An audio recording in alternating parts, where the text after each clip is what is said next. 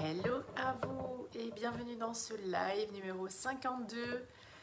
Aujourd'hui je rebondis sur une story que j'ai faite parce que j'ai eu des commentaires sur la story. C'était concernant le changement professionnel.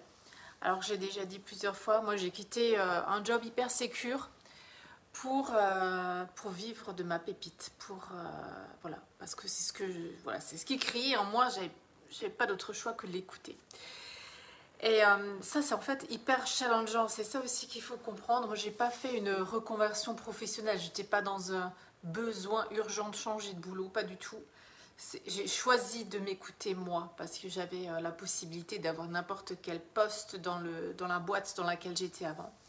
Et j'ai choisi de sauter le pas. J'ai choisi de m'écouter pour briller, pour que ma pépite, voilà, pour que je puisse enfin avoir la vie que j'avais envie de vivre. Sauf qu'à l'époque, et sauf qu'aujourd'hui peut-être encore, je ne sais pas exactement, je ne savais pas exactement comment j'avais envie de vivre. Quand ça fait 20 ans que tu es dans une boîte avec une autorité extérieure qui te dit, qui t'impose les horaires, les pauses, les congés, tout ça, voilà. Je suis un peu tombée là-dedans, un peu avec une grande foi en mon projet et en même temps je n'avais pas vraiment vu de structure de comment j'allais faire, comment j'allais monter ma société, comment j'allais la structurer. Et donc c'était le mélange entre tu es super content parce que tu es libéré de cette boîte, tu sors pour rayonner, pour être libre de créer ce que tu as envie de créer, et en même temps tu as la frousse parce que tu n'as jamais créé par toi-même et tu ne sais même pas ce que tu peux créer, tu es un peu dans une nébuleuse comme ça.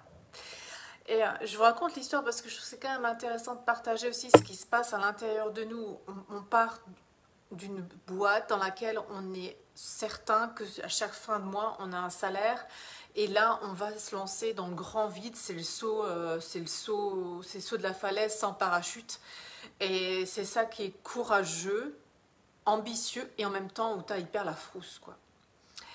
Donc, quand j'ai monté ma société, j'ai commencé à la faire comme ce qu'on fait en fait, regarder comment on fait des concurrents, à mettre des tarifs en place, à avoir des tarifs à la séance, enfin c'était pas un accompagnement en fait qui me correspondait vraiment avec moi, cette envie de liberté totale, d'envie de créer, et j'ai aussi cette envie d'accompagner les gens vraiment en profondeur.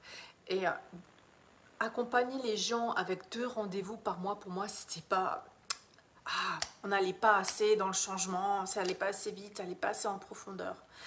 Et c'est là que j'ai croisé des mentors qui avaient d'autres modèles d'affaires et j'ai embarqué avec eux, parce qu'avoir un modèle d'affaires comme j'ai aujourd'hui, ça te demande de travailler, de faire un grand travail intérieur, un grand travail déjà sur qu'est-ce que tu veux vivre, qu'est-ce que tu désires vivre, comment tu peux mettre ça dans ton quotidien, et également comment tu peux accompagner les gens pour au mieux, au plus proche d'eux, sans que toi, tu sois derrière un bureau 12 heures par jour, 8 heures par jour. Ça, c'est vraiment quelque chose que je ne voulais absolument plus.